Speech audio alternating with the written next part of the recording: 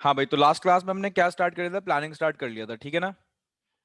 तो अब अगर मैं बात करूं तो थोड़ा सा रिवीजन करा दो, फिर आगे चल रहे हैं, ठीक है ना। तो सबसे पहले मैंने प्लानिंग की डेफिनेशन बताई थी। प्लानिंग का मतलब, planning is deciding in advance what to do and how to do, है ना। प्लानिंग का मतलब क्या है? प्लानिंग में हम डिसाइड करते हैं पहले से, जब अभी अच्छा एक बात बताओ, जो ये वर्ड लिखा है डिसाइडिंग इन एडवांस, इसका मतलब क्या है?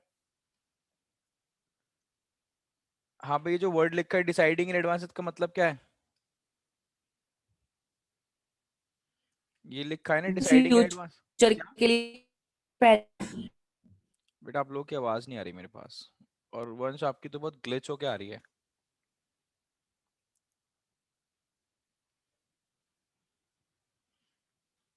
क्या कह रहे हो वंश? एक सेकेंड, भैया अब आ रही है?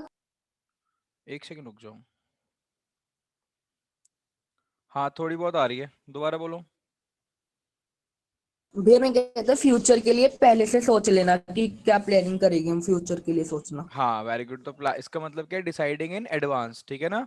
डिसाइडिंग इन एडवांस का मतलब बेटा कि जो प्लानिंग है, planning is all about future. किसके बारे में होती है? फ्यूचर के बारे में, ठीक है ना। अब व्हाट टू डू का मतलब एंड्स, कि हमें कहाँ जाना है। व्हाट टू डू का मतलब एंड्स को हम ऑब्जेक्टिव्स भी बोल सकते हैं, ठीक है। तो ऑब्जेक्टिव्स कहाँ डिसाइड होते हैं? प्लानिंग के अंदर, बताया था मैंने आपको लास्ट क्लास के अंदर, है ना। और हाउ टू डू का मतलब, हाउ टू डू का मतलब मीन्स कि आप उन ऑब्जेक्टिव को कैसे अचीव करोगे, जिसको हम एक्शन प्लान भी बोल सकते हैं। समझ में आ रही है बात? ठीक है। तो इसके अंदर दो बातें बहुत इंपॉर्टेंट है प्लानिंग के अंदर, that is planning is deciding in advance what to do and how to do. तो in other word, setting objectives and targets, that is what to do for a given time period. और क्या formulate करना है? An action plan, that is how to do, ठीक है, to achieve them effectively and efficiently, ठीक है। उसके बाद मैंने आपको एंड में बताया था planning is concern with both ends and means. फिर मैंने क्या कराया था बेटा? मैंने कुछ फीचर्स बताए थे आप लोगों को, है ना। तो अब अगर मैं फीचर्स की बात करूं, तो फीचर्स में पहला था planning is the basic function of the management. Planning क्या है? Basic function, that is first function of the management. Management start ही किससे होता है? प्लानिंग से, then followed by organising, staffing, directing and controlling. Planning futuristic है, ऊपर बता दिया, that is planning bridges the gap between where we are and where we want to be. That is planning bridges the gap between present and future, because planning is futuristic. Plans हम हमेशा future के बारे में बनाते हैं, ना कि past के बारे में। अच्छा, प्लानिंग कॉन्टिन्यूस एक्टिविटी है, yes, because plans are need to be reviewed. Plans को रिव्यू किया जाता है। क्यों रिव्यू किया जाता है? Because plans are made on assumptions, और अजम्पशंस हमेशा ट्रू नहीं होती कि फ्यूचर के बारे में, because future is uncertain. Why future is uncertain? Because business environment is uncertain. इतने चेंजेस होते रहते हैं, हमें थोड़ी पता होता है। तो plans are made on assumptions, and if assumptions turn out to be wrong, then we need to review our plan. Planning goal oriented है, यस। प्लानिंग के अंदर हम डिसाइड ही करते हैं ऑब्जेक्टिव, है ना। तो मैंने बताया था ऊपर, planning is what to do का मतलब ऑब्जेक्टिव सेट ही ऑब्जेक्टिव करते हैं प्लानिंग के अंदर, ठीक है। और सारे जो प्लान्स होते हैं वो किससे लिंक्ड होते हैं? हमारे ऑर्गेनाइजेशनल ऑब्जेक्टिव से। परवेसिव है, यस। परवेसिव है किस सेंस के अंदर? के तीनों लेवल पे करी जाती है। Top level make plans for entire organisation, middle level make plans for his department, and lower level make operational plan, that is for day to day operations. Planning किस पे एम करती है? एफिशिएंसी पे, ठीक। Such plans are useless if they tend to increase the cost of production, ठीक है, या cost of the company. But such plans will become useful if they tend to decrease the cost. तो मैं बोल सकता हूँ कि प्लानिंग किस पे एम करती है? एफिशिएंसी पे। प्लानिंग हम करते हैं इस वजह से कि हमारी कॉस्ट कम हो जाए। और प्लानिंग एक मेंटल एक्सरसाइज है विच इन्वॉल्व्स थिंकिंग, ठीक है। इंपॉर्टेंस और लिमिटेशन को स्किप कराते हुए सीधा मैं किस पे आ गया था? प्रोसेस पे आ गया था, है ना। तो मैंने प्रोसेस को याद करने का एक तरीका बताया था, बताएंगे आप मुझे? क्या क्या तरीका था? Very good. As dies if, मैंने बताया था ना, एस डाइज इफ। एस का मतलब सेटिंग अप ऑफ ऑब्जेक्टिव्स। अब मैं इसको आज थोड़ा सा रीड करूंगा ताकि आपको और बातें समझ में आए, है ना। तो अगर मैं बात करूं बेटा सेटिंग अप ऑफ ऑब्जेक्टिव्स की, ठीक, तो देखो लिखा है ऑब्जेक्टिव्स को हमें सबसे पहले सेट करना है। अब ऑब्जेक्टिव को सेट करने का मतलब क्या है? बेटा हमारी ऑर्गेनाइजेशन में तीन लेवल है, बताया था, टॉप, मिडिल और lower. Top level objective decide करता है पूरी ऑर्गेनाइजेशंस के लिए, है ना। मिडिल लेवल किसके लिए डिसाइड करता है? फॉर द डिपार्टमेंट्स के लिए। और लोअर लेवल किसके लिए करता है? डे टू डे ऑपरेशंस के लिए, ठीक है ना। तो इसको मैं बोल सकता हूँ डे टू डे ऑपरेशंस के लिए। तो यानी मैं देख रहा हूँ कि प्लानिंग के अंदर सबसे पहला काम है क्या है? ऑब्जेक्टिव सेट करना। चलो ऑब्जेक्टिव सेट कर लिया, उसके बाद डेवलपिंग प्लानिंग प्रमाइसेस। अब ये प्रमाइसेस का मतलब मैंने कल क्या बताया था आप लोगों को? मैंने बोला था प्रमाइसेस का मतलब अजम्पशंस, तो assumptions about the future, आपने objective decide कर लिया, then make assumptions about the future. So once the objective to be achieved are set, the next step involves establishing the premises or assumptions about the future. क्यों लगानी है, reason क्या है? देखो मैंने ग्रीन से मार्क कर रखा है पूरा. प्लानिंग premises क्या प्रोवाइड कराती है? बाउंड्रीज. कल बताया था, planning premises provide boundaries within which all the plans will be executed. यानी कहने का मतलब है, एक बार जब हम assumption डिसाइड कर लेते हैं तो ये assumption कैसे एक्ट करती हैं? As a boundary. फिर हम जितनी भी प्लानिंग करते हैं आगे की, वो इन assumptions के अकॉर्डिंग होती है, इसके अंदर ही रहती है इन assumptions के. ठीक. तो these assumptions will act as a boundary under which all the plans will be executed. उसके बाद थर्ड की बात करूं, चलो assumptions लगा ली फ्यूचर के बारे में. फिर आपको टास्क, जो आपका प्लान है, जो ऑब्जेक्टिव है, ठीक है, जो गोल है, उसको अचीव कैसे करोगे? तो किसी भी ऑब्जेक्टिव को अचीव करने के मल्टीपल एक्शंस होते हैं, ठीक है, ऑल्टरनेटिव कोर्सेज ऑफ एक्शंस होते हैं. तो उनको आइडेंटिफाई करो कि कैसे कैसे आप अपने ऑब्जेक्टिव को अचीव कर सकते हो. उसको बोलते हैं identifying alternative courses of action. तो once objectives and planning premises are established, then it become necessary to discover the various alternative courses of action. मैंने फाइंड कर लिया various alternative courses of action, तो उनको इवैल्यूएट करो. Evaluate कैसे करेंगे उनको? बेटा कुछ कॉमन फैक्टर्स पे हमें उनको इवैल्यूएट करना होता है. अब जो भी मैंने आइडेंटिफाई करे ऑल्टरनेटिव कोर्सेज ऑफ एक्शन, उसके अंदर मैं चेक करूंगा, ठीक है, कि रिस्क कितना है, बेनिफिट कितना है, कॉस्ट कितनी है, एक्सपेक्टेड रिटर्न कितना है, ठीक है, क्या क्या अजम्पशंस हम उसके बारे में और लगा सकते हैं, सारी बातों पे हम उनको क्या करेंगे? इवैल्यूएट करेंगे. समझ रहे हो मेरी बात को? ठीक है, तो इवैल्यूएट कर लिया. फिर आपको जो बेस्ट लगे उसको सिलेक्ट करो. ठीक है, अब बेस्ट कैसे लगेगा आपको? जो alternative courses of action least costly हो, ठीक है ना, और मोर प्रॉफिटेबल हो. ठीक है, ज्यादा प्रॉफिटेबल हो, जो लीस्ट कॉस्टली है एंड मोर प्रॉफिटेबल है, उसको आप सिलेक्ट कर लो. तो बेस्ट लेंस नहीं है, प्लान्स है, has to be adopted which must be most feasible. ठीक है ना, फीजेबल का मतलब most profitable and least costly, ज्यादा प्रॉफिटेबल हो और कम से कम कॉस्टली हो. समझ रहे हो मेरी बात को? है ना. चलो मैं कह रहा हूँ आइडेंटिफाई कर लिया, ठीक है, उसके बाद हमने इवैल्यूएट कर लिया, इवैल्यूएट करने के बाद सिलेक्ट कर लिया. सिलेक्ट करने के बाद सिलेक्ट किस लिए करा है? ताकि हम उसको ऑर्गेनाइजेशन के अंदर लागू कर दें. तो लागू करने को बोलते हैं इम्प्लीमेंट करना. क्या करना? इम्प्लीमेंट. अब इम्प्लीमेंटेशन की बात करी जाए तो आप मेरे से पूछ सकते हो, सर कैसे पता चलेगा कोई चीज इम्प्लीमेंट हो गई है? तो बेटा जब वो चीज क्या हो जाएगी? कम्युनिकेट हो जाएगी. अगर आपने उसको कम्युनिकेट कर दिया, किसको? अपने एम्प्लॉइज को. दिख रहे हैं एम्प्लॉइज, है ना, एम्प्लॉइज को कम्युनिकेट कर दिया, बता दिया कि देखो आज से हम ये प्लान फॉलो करेंगे, और उनको रिसोर्सेज लाके दे दिए, लो ये काम के लिए रिसोर्सेज हैं, तो समझ लो आपका प्लान क्या हो गया? इंप्लीमेंट हो गया. तो यानी communication is very important for the implementation of plans. सुन रहे हो मेरी बात? है समझ में आ रही है? तो आपने क्या करा? आपने अपने एम्प्लॉइज को आके बता दिया कि आज से हम ये चीज फॉलो करेंगे. ठीक है, तो दैट इज द कम्युनिकेशन. वो कम्युनिकेशन होगा, उनको रिसोर्सेज एलोकेट कर दिए. तो दो चीजें इंपॉर्टेंट है इंप्लीमेंटेशन के अंदर, कम्युनिकेशन, ठीक, और दूसरा एलोकेटिंग द रिसोर्सेज.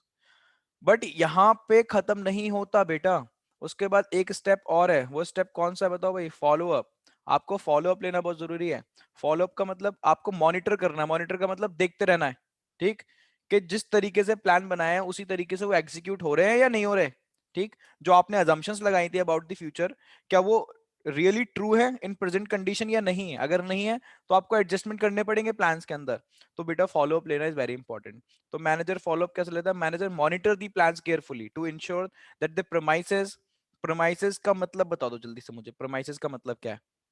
प्रेमाइसेस का मतलब क्या, जल्दी बताओ, इतना टाइम मत लिया करो. assumptions. Assumption very good. assumptions. assumptions. वो assumptions ट्रू है इन प्रेजेंट कंडीशन या नहीं है? अगर नहीं है तो कुछ एडजस्टमेंट्स हमें करने पड़ेंगे. समझ में आ रही है बात? सॉरी. ठीक है, क्लियर है? हाँ जी भैया. Very good. ठीक है भाई, तो एस डाइजेफ याद हो गया? हाँ भाई, एस हाँ डाइजेफ जी याद हो हो गया? गया. देखो एस का मतलब क्या है, फिर जल्दी से बताओ मुझे. Setting up objective. Very good. Setting up of objective. S का मतलब हो गया सेटिंग अप ऑफ ऑब्जेक्टिव. चलो डी का मतलब? डी का मतलब? Developing the planning. हाँ, प्रोमाइसेस. उसके बाद आई का मतलब? Identifying alternative course of action. Very good. E का मतलब? Evaluating alternatives. वेरी गुड, फिर क्या करना है?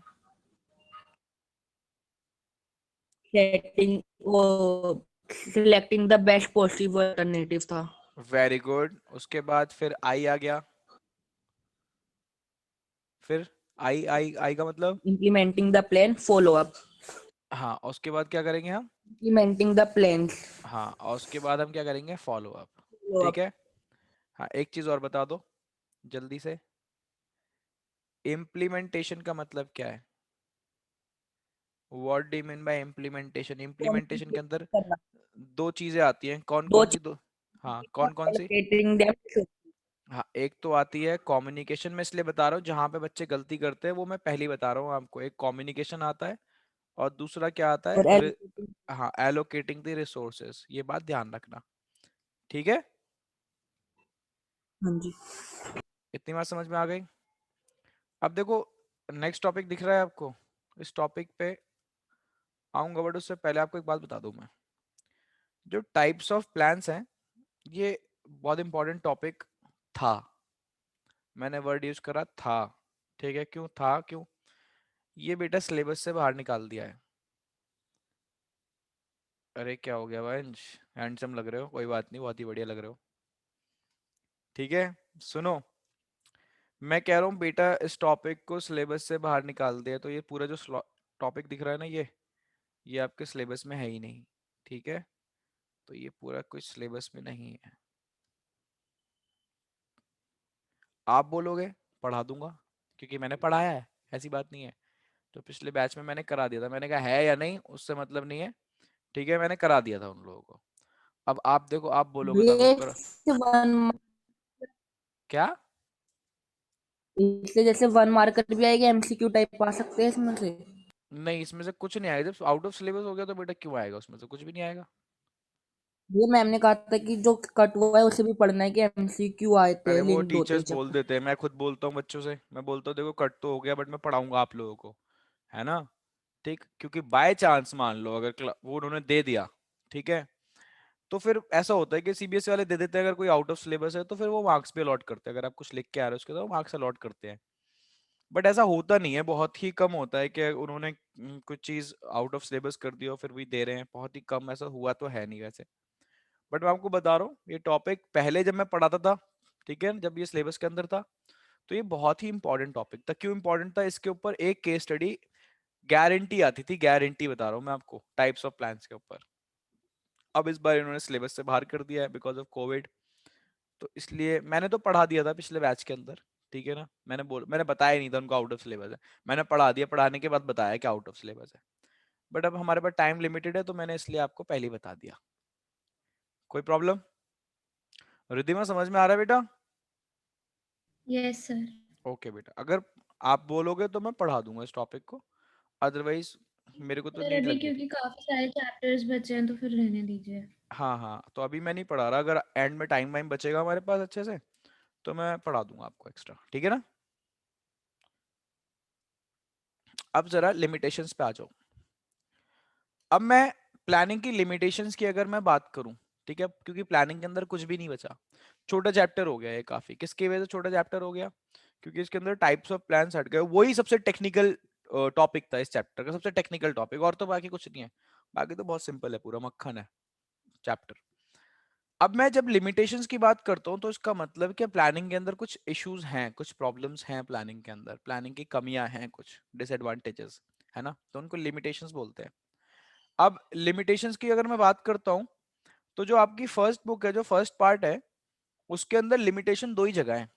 ठीक, एक तो आप पढ़ते हो प्लानिंग के अंदर, ठीक है, और एक आप पढ़ोगे कंट्रोलिंग के अंदर। ठीक, दो जगह, और दोनों planning and controlling both are interrelated and interdependent. दोनों एक दूसरे से इंटर रिलेटेड और इंटरडिपेंडेंट, और दोनों के अंदर ही लिमिटेशंस पढ़नी है आपको। ठीक है, तो ध्यान रखना, जो फर्स्ट आपका फर्स्ट बुक है उसके अंदर आपको जो लिमिटेशंस दे रखी हैं वो दो ही जगह दे रखी हैं, एक तो प्लानिंग में दे रखी है और एक कंट्रोलिंग के अंदर दे रखी है। ठीक है, तो जिसमें से एक मैं कराने जा रहा हूँ, बहुत ही सिंपल है, बहुत ही सिंपल। ठीक, कुछ भी नहीं है, बट हमें पता होना चाहिए कि कहाँ कहाँ पे हैं। सपोजिटली अगर मानो कोई क्वेश्चन आता है आइडेंटिफाई द लिमिटेशन, तो फर्स्ट पार्ट से आया मानो बुक में, तो मेरे को पता है ना लिमिटेशन हमें दो जगह पढ़ाई है, प्लानिंग में या कंट्रोलिंग में। तो इतना तो क्लियर हो गया कि केस स्टडी या तो प्लानिंग की है या कंट्रोलिंग की है, इसलिए बता रहा हूँ मैं आपको, बहुत सारी चीज आइडेंटिफाई करने में हेल्प रहती है। अब अगर बात करें, आओ भाई लिमिटेशंस पे चलते हैं, क्योंकि इंपॉर्टेंस तो आप ही बताओगे मेरे को। हाँ भाई, सबसे पहले आते हैं हम कॉस्टली प्रोसेस पे। बेटा प्लानिंग जो है ये काफी एक्सपेंसिव पड़ती है हमें, it is an expensive process, इसकी एक लिमिटेशन है, महंगी पड़ती है हमें, इसके अंदर काफी सारी मनी इन्वॉल्व है। क्योंकि प्लानिंग के अंदर हम प्लानिंग ऐसे नहीं कर सकते। प्लानिंग के अंदर क्या करते हैं, हमें मार्केट से बेटा डेटा कलेक्ट करना पड़ता है। पहले मार्केट से डेटा कलेक्ट करो, डेटा कलेक्ट करने के बाद डेटा को एनालाइज करना पड़ता है, ठीक है, एनालिसिस करना पड़ता है डेटा का। एनालिसिस करने के बाद बेटा उसको इंटरप्रेट करना पड़ता है डेटा को, ठीक है। इंटरप्रिटेशन के बाद हम कंक्लूजन देते हैं, कंक्लूजन के बाद बेटा पूरी प्लानिंग वगैरह करी जाती है। काफी लंबा प्रोसेस है। तो आपको जो पूरा प्रोसेस दिख रहा है इसके अंदर ह्यूमन पावर लगती है, ठीक है, बहुत पैसा खर्च होता है, कंपनी का बहुत सारी कॉस्ट इन्वॉल्व रहती है, ठीक। तो मैं बोलता हूँ कि आप अगर प्लानिंग कर रहे हो कोई ऑर्गेनाइजेशन के अंदर हो, तो आप ये मत सोचना कि फ्री टास्क है, हमें सिर्फ सोचना ही सोचना है। सोचने के लिए भी हमें मार्केट से बहुत डेटा लेना पड़ता है, उसके ऊपर ही तो हम प्लानिंग करेंगे। अपनी मर्जी तो मैं अजम्पशंस नहीं लगा सकता अबाउट द फ्यूचर। फ्यूचर की अगर अजम्पशंस लगानी है मेरे को जो कि एक्यूरेट होनी चाहिए, तो वो तो किस पे बेस्ड है, वो डेटास पे बेस्ड है। समझ रहे हो बातों को, है ना। तो planning is a costly process, तो planning is an expensive process as money and a considerable amount of time. Time की बात तो चलो मैं नेक्स्ट में कर दूंगा, बट मैंने फिर भी वहां पे डाल दी है, ठीक है। Has to be spent in forecasting, future के बारे में सोचना, इंफॉर्मेशन कलेक्ट करना, डेटा कलेक्ट करना, उसको इवेल्युएट करना, इंटरप्रेट करना, कंक्लूजन देना, एटसेट्रा, बहुत काम रहते हैं। तो प्लानिंग क्या हो जाता है, planning is a costly process, planning हमारे लिए कॉस्टली प्रोसेस है, ठीक। उसके बाद अगर हम बात करें, बेटे टाइम कंज्यूमिंग भी है। टाइम कंज्यूमिंग क्यों है, डेटा को ऑब्टेन करना मार्केट से एक दिन का काम नहीं है, ठीक। काफी टाइम लग जाता है लोगों को डेटा। जैसे सरकार क्या करती है, सरकार आपको पता है सेंसस निकालती है, पता है आपको सेंसस के बारे में। तो सरकार हर 10 साल में सेंसस निकालती है, ठीक है, 10 ईयर्स में। तो सरकार 10 साल में क्यों निकालती है, क्योंकि आपको पता है सरकार मार्केट से डेटा कलेक्ट करती है, पूरी कंट्री से डेटा कलेक्ट करती है एक इंसान के बारे में। उसमें टाइम लग जाता है बेटा, 10-10 साल लग जाते हैं सरकार को डेटा ऑब्टेन करने में मार्केट से, ठीक है। चलो ये तो सेंसस की बात हो गई। हमारी सरकार इकोनॉमिक प्लानिंग भी करती है, आप आईडी में पढ़ते होगे इकोनॉमिक प्लानिंग, 5 ईयर प्लान्स पढ़ते हैं, है ना। तो जो सरकार ये 5 ईयर प्लान्स बनाती है, ठीक है, तो ये 5 ईयर के क्यों हैं, 1 साल के क्यों नहीं होते बेटा, क्योंकि मार्केट से इंफॉर्मेशन कलेक्ट करनी पड़ती है, ठीक है। फिर थोड़ी देर वेट करना पड़ता है कि इकोनॉमी कैसी परफॉर्म कर रही है, क्या डेटा है, उसको एनालाइज करना पड़ता है, इंटरप्रेट करना पड़ता है, बहुत सारे कंक्लूजन देने पड़ते हैं, उसके ऊपर पॉलिसीज एंड प्लान्स बनती है आगे आने वाले 5 साल के लिए, है ना।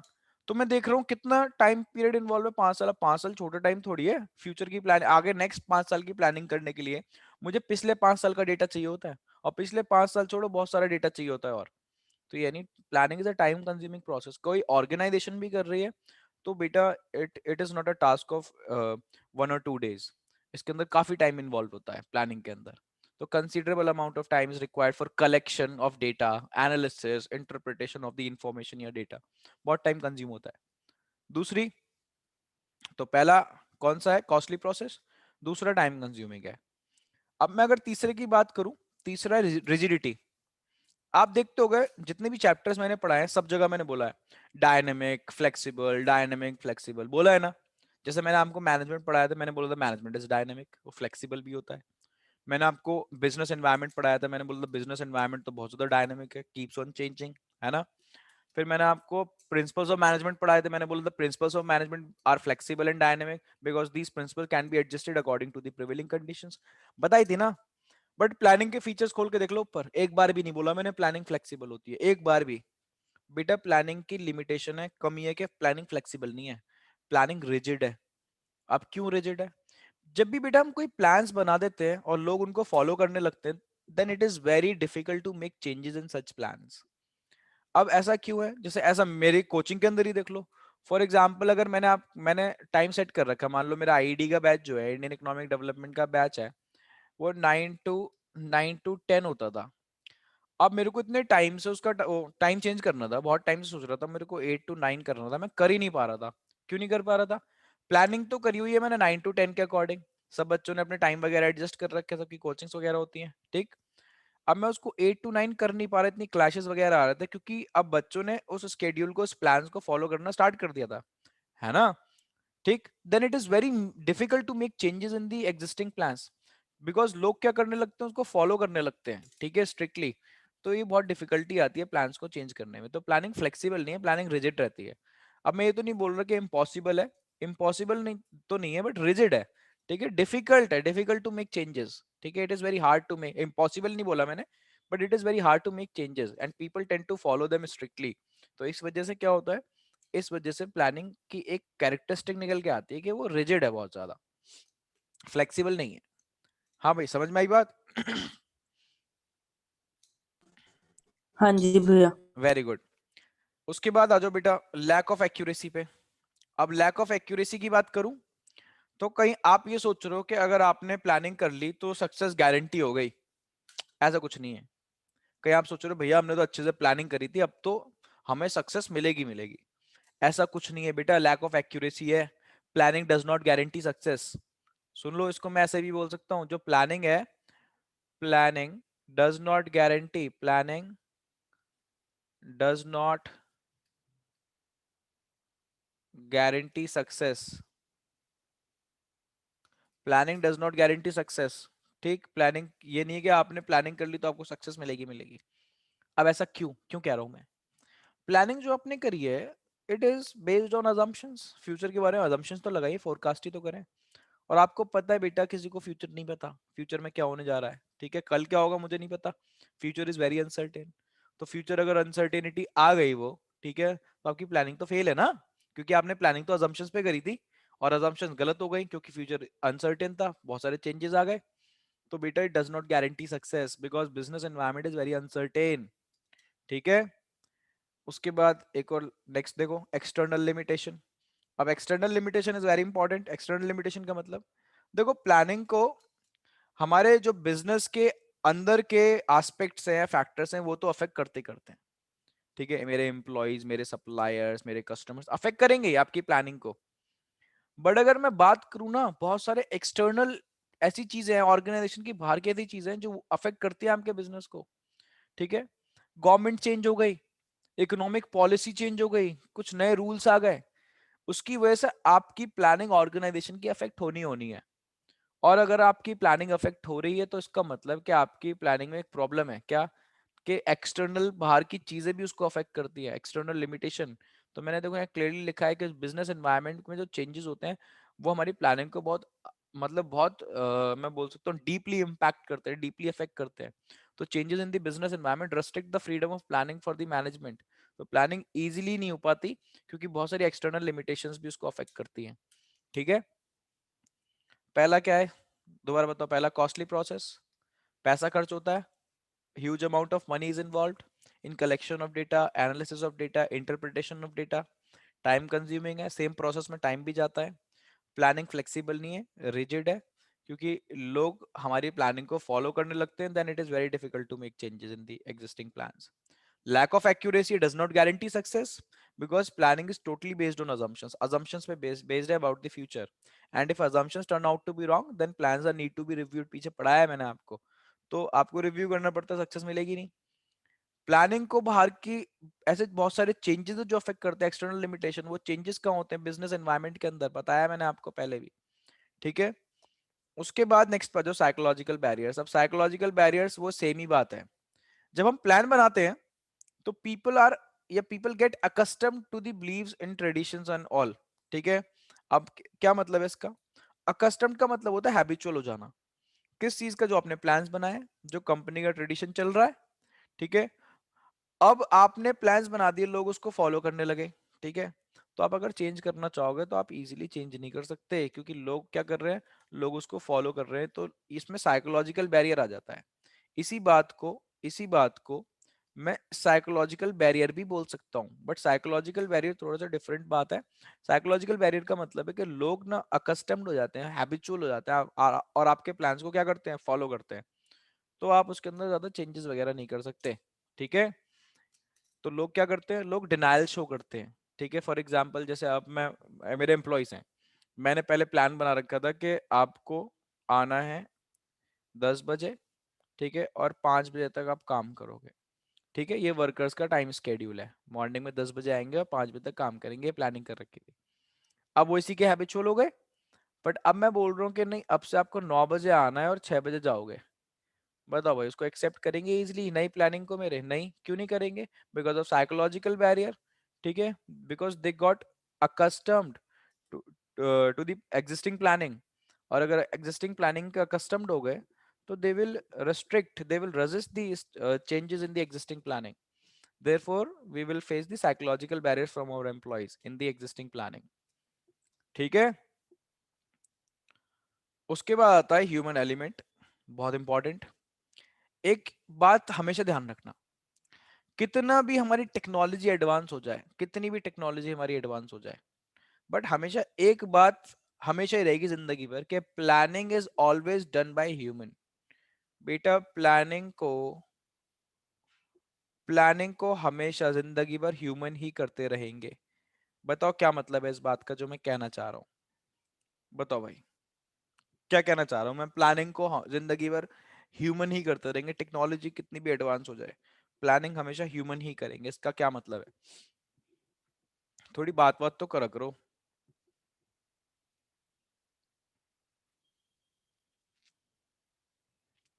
बोलो। कंप्यूटर हमारी और हमारे इंटरेस्ट को नहीं जान सकता, इसलिए हमें मतलब हम्म पर्सनली हमें इन्फ्लुएंस करना ही पड़ेगा प्लानिंग को, हम्म अपनी मतलब थोड़ी वो डाल के। तो यानी मशीन क्या करती है रिधिमा? मशीन हमारे इंस्ट्रक्शंस को ही तो फॉलो करती है, हम जो इंस्ट्रक्शंस देते हैं, है ना। मशीन कभी हमें इंस्ट्रक्शन थोड़ी देती है ना। तो यानी हम लोग डिसाइड करते हैं कि क्या होना है, then it is followed by the machinery. जो मशीनरी हम ये टेक्नोलॉजी यूज कर रहे हैं वो उसको फॉलो करती है। तो प्लानिंग हमेशा ह्यूमन करती है, ठीक है ना। प्लानिंग के अंदर हमेशा एक ह्यूमन एलिमेंट रहता है, ठीक है। तो ऑब्जेक्टिव सेट करना, फ्यूचर के बारे में चीजें डिसाइड करना, एक्शन प्लान डिसाइड करना, ये सारी चीजें ह्यूमन करते हैं। तो प्रॉब्लम क्या है, व्हाई इट इज लिमिटेशन? बेटा लिमिटेशन इसलिए है क्योंकि आपको पता है सब ह्यूमन का बिहेवियर सेम नहीं होता, ठीक। कभी कभार कुछ ह्यूमन ऐसे होते हैं जो अपने इंटरेस्ट को सर्व करने के लिए प्लानिंग कर लेते हैं। मैंने मान लो मैं किसी ऑर्गेनाइजेशन का सीईओ हूं और मैंने इस तरीके से प्लानिंग कर ली कि मेरे को पर्सनल बेनिफिट मिलता है उस प्लानिंग से। तो यानी अब किसको बेनिफिट हो रहा है? उस ह्यूमन को, कंपनी को तो देखो फायदा होगा ही होगा। बट मैं कहना चाह रहा हूं कि क्या होता है, एक सेकंड रुकना जरा, ऐसे क्लोज करो पहले। हाँ, कंपनी को तो बेनिफिट होगा ही होगा, बट एक्चुअली में फायदा क्या है कि उस ह्यूमन को प्लानिंग करनी पड़ रही है। तो अब आपको पता है वो ह्यूमन प्लानिंग कर रहा है, तो कभी कभार अपने इंटरेस्ट को सर्व करने के लिए भी लोग प्लानिंग कर लेते हैं। तो ये कमी है प्लानिंग की कि प्लानिंग हमेशा ह्यूमन करता है, और ह्यूमन सब सेम नहीं होते। कभी कभार कुछ ह्यूमंस अपने इंटरेस्ट को सर्व करने के लिए प्लानिंग कर लेते हैं। तो ये प्लानिंग की कमी है। Planning is not done by machinery और टेक्नोलॉजी, ठीक है। और एक लास्ट बात, planning reduces creativity. Planning creativity को क्या करता है? रिड्यूस करता है। कैसे रिड्यूस करता है प्लानिंग क्रिएटिविटी को? बेटा आपको पता है कि एक बार अगर प्लानिंग हो गई तो सब लोग क्या करेंगे? उन्हीं उन्हीं प्लान्स को फॉलो करेंगे, है ना। जो प्लान्स हमने बनाए हैं, जो हमारे यहाँ एम्प्लॉयज है उनको क्या करेंगे? फॉलो करेंगे। अब मान लो कोई एक एम्प्लॉय है हमारा, ठीक, एक एम्प्लॉय है, उसके पास बहुत अच्छा आइडिया आ गया, और वो अगर आइडिया इम्प्लीमेंट हो गया तो कंपनी की कॉस्ट ऑफ प्रोडक्शन ना कम हो जाएगी, मान लो, है ना। बताओ वो मेरे पास आइडिया लेके आया, बोला सर देखो ये आइडिया है, हम इस तरीके से काम करेंगे तो हमारी कॉस्ट ऑफ प्रोडक्शन कम हो जाएगी। बताओ क्या मैं अपनी प्लानिंग को इजीली चेंज कर सकता हूँ? नहीं भैया। नहीं कर पाऊंगा। मेरे को बेनिफिट भी हो रहा है न्यू प्लानिंग से, बट मैं कर ही नहीं पाऊंगा बिकॉज प्लानिंग इज रिजिड, है ना। तो वाई इट रिड्यूसेस क्रिएटिविटी?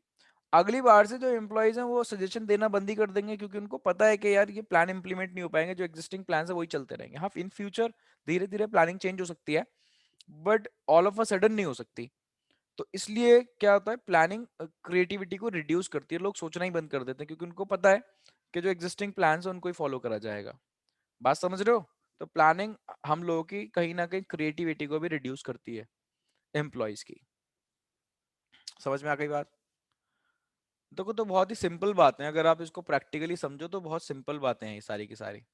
तो प्लानिंग पहला क्या है, कॉस्टली प्रोसेस है, ठीक, टाइम कंज्यूमिंग है, रिजिड है, लैक ऑफ एक्यूरेसी मतलब does not guarantee success, external limitations है, साइकोलॉजिकल बैरियर्स है, ठीक है, ह्यूमन एलिमेंट। अच्छा इसको मैं ऐसे भी बोल सकता हूँ, चलो बता दूं। इसको तो मैंने बोल दिया, लैक ऑफ एक्यूरेसी को मैंने बोल दिया डज नॉट गारंटी सक्सेस, है ना। और एक्सटर्नल लिमिटेशन को पता है मैं क्या बोल सकता हूँ, may not work in dynamic environment, may not work in, क्या मतलब है जो मैंने लिखा है, may not work in dynamic environment, बताओ क्या है मतलब इस बात का, may not work in dynamic environment. और ये लिख रहा हूँ वे डज, जैसे एनवायरनमेंट चेंज होता है तो उसके अकॉर्डिंग हम कुछ नहीं कर सकते। हाँ प्लानिंग को हम इतनी इजीली चेंज नहीं कर सकते, and it is affected by the changes, और हम उसके अंदर कुछ कर नहीं पा रहे, तो प्लानिंग हमारी डायनेमिक एनवायरनमेंट में वर्क नहीं करती।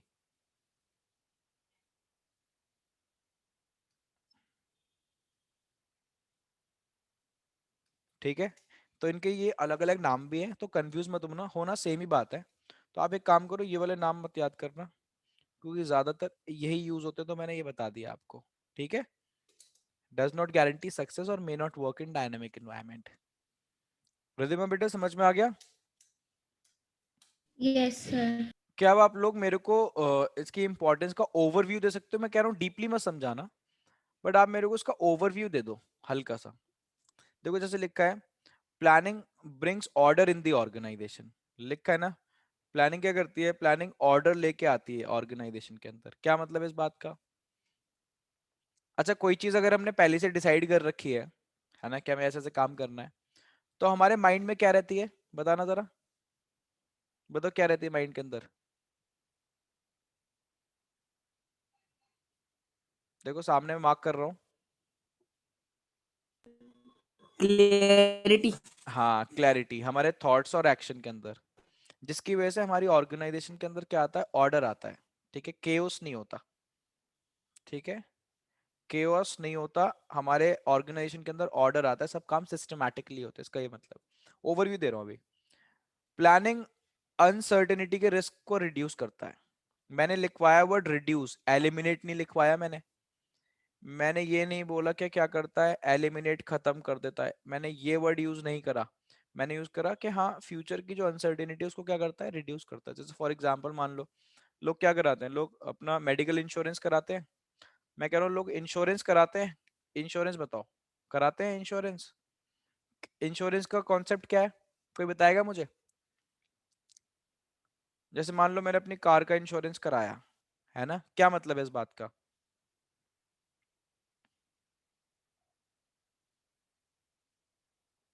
कि मान लो मेरा जैसे फ्यूचर, कल को सर हाँ बोलो। यार ये वंश आपकी आवाज नहीं आती यार, ग्लिच हो के आती है। मैं कह रहा हूँ इंश्योरेंस जैसे कराया, हाँ इसका मतलब ये है कि फॉर एग्जांपल कोई एक्सीडेंट वगैरह हो गया, है ना, या कोई कार मेरी चोरी है, तो मेरे को फ्यूचर में क्लेम मिल सकता है ना। तो मैं क्या कर रहा हूँ, फ्यूचर मेरे को पता तो नहीं है, मेरी कार चोरी हो गया, एक्सीडेंट होगा, कभी कोई डैमेज वगैरह होगा, मेरे को पता नहीं है, फ्यूचर इज अनसर्टेन है ना। बट मैंने आज प्लानिंग करी कि चलो एक काम करते हैं, इंश्योरेंस ले लेते हैं, है ना। तो अब मैंने उस फ्यूचर की अनसर्टेनिटी के रिस्क को कम कर दिया, होता भी है। ठीक है, तो मेरे पास बैकअप प्लान है ना। तो ये क्या करता है, प्लानिंग जो फ्यूचर में अनसर्टेनिटी आएगी उसके रिस्क को थोड़ा बहुत रिड्यूस कर देता है। Planning reduce the risk of uncertainty. अभी ओवरव्यू दे रहा हूँ। Planning provide basis for control, तो without planning there is no controlling, क्योंकि कंट्रोलिंग के अंदर अब हमने एक्चुअल परफॉर्मेंस को किससे कंपेयर करते हैं, स्टैंडर्ड से, है ना। और स्टैंडर्ड कहाँ सेट होते हैं, प्लानिंग के अंदर। तो अगर स्टैंडर्ड्स ही नहीं होंगे तो एक्चुअल का क्या करोगे, है ना, कंपेयर कैसे करोगे? तो बेटा without planning there is no controlling. Facilitates decision making, तो मेरे को पहले समझाना पड़ेगा डिसीजन मेकिंग क्या होता है, नेक्स्ट क्लास में समझाऊंगा। ठीक है, प्लानिंग प्रेजेंट को फ्यूचर से लिंक करती है, तो मैंने आपको पीछे ही समझा दिया, बिकॉज प्लानिंग इज फ्यूचरिस्टिक, और प्लानिंग गोल ओरिएंटेड होती है। ठीक है, हल्का सा ओवरव्यू दे रहा हूँ, नेक्स्ट क्लास में आके इसको खत्म कर दूंगा और सीधा मैं केस स्टडी स्टार्ट करा दूंगा। ठीक है। केस स्टडीज 2 क्लास के अंदर हमारी वाइंड ऑफ हो जाएंगी प्लानिंग की, और प्लानिंग की केस स्टडीज वाइंड ऑफ होते ही, ठीक, प्लानिंग चैप्टर खत्म, सीधा फिर हम किस पे आएंगे, ऑर्गेनाइजिंग पे। ठीक है। अब मैं इसी स्पीड से चलूंगा, बस थोड़ा कैचअप करना मेरे को, जहां समझ में नहीं आए पूछते रहना, कोई डाउट्स वगैरह हो तो पहले आके बता दिया करो अगर कुछ डाउट्स हुआ करे। ठीक है। तो हम ऐसा कर सकते हैं कि एक दो क्लास फिर डाउट्स की भी रख सकते हैं अलग सेपरेटली, बट पहले से मेरे को कोऑर्डिनेट करके रखा करो। ठीक है। चलो, bye, that's all for today. Case study बता दो, मैंने आपको send करी। बेटा अब हो नहीं पाएगी, ठीक है ना, नेक्स्ट क्लास में आऊंगा तो आते ही करा दूंगा मैं, ठीक है, क्योंकि अब 2 मिनट रह गए हैं बस, आते ही करा दूंगा नेक्स्ट क्लास में। ओके भैया, ओके बेटा, नमस्ते। नमस्ते। नमस्ते।